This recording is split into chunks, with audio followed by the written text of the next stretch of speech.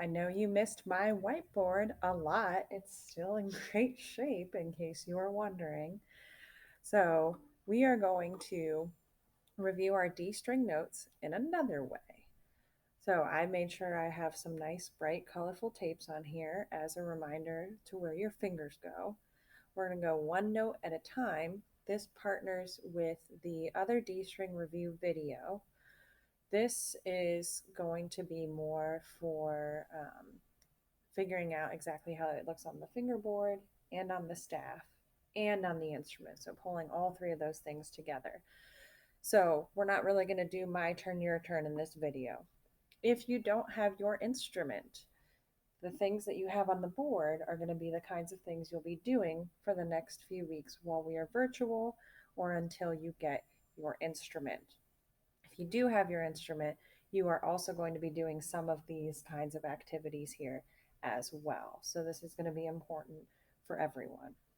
Now, we are going to start with a quick review of the string names, and then we're going to land on D string. So once again, if you are looking at the instrument this way, good dogs always eat.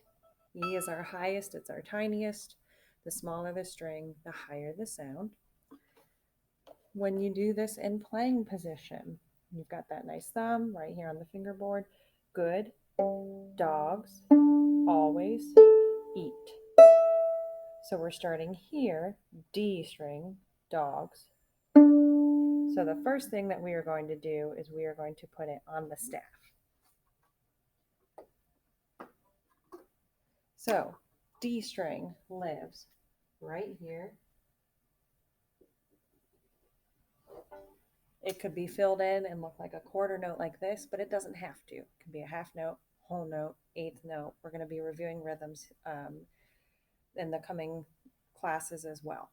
Now, if I hold my violin up to this crazy looking thing, good dogs always eat. D is going to be right here. So when we see this note, we play our open D string. So this is kind of like a picture version of our instrument. And once again, D string is right here. So now if I want to add my first finger, most of you have been remembering the first finger is E. So go from space to very next line when we add a finger.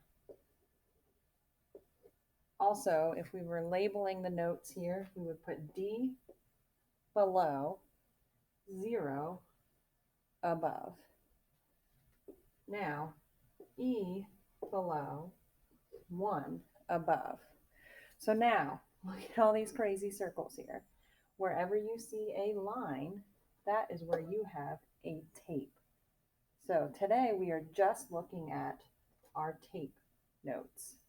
So right in here, D string, my first tape, my first finger, E. Now we've done low 2, but we're not going to talk about it in this video here today. Next, we are going up to our high 2. High 2 right on that next tape. This would get us F sharp. So I'm going to come over here. I go from line to next space. I have a nice high 2, F sharp.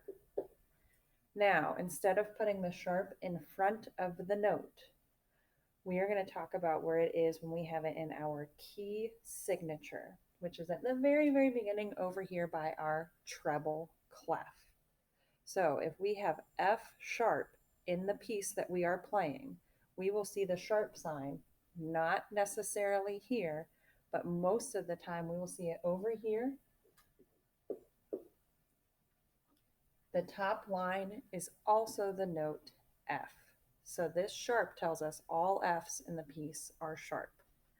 Now I come over here. My next finger tape is going to be this next line here, F sharp. After high 2, F sharp, we add our third finger right on the tape and get the note G. So space, line, space, next line. Remember, notice for my 2 line notes now, the line is going right through the middle of the circle part of the note. We call this the note head, and the line is the stem. So you want to make sure the line of the staff is going through the note head. So we know that's a line note. So we have G, 3 fingers. I come over here. My third finger tape is right next to that high 2. I put G in here. One more note, space between 3 and 4. We got to reach all the way up to that tape. Make sure that wrist is nice and straight. Next note is A.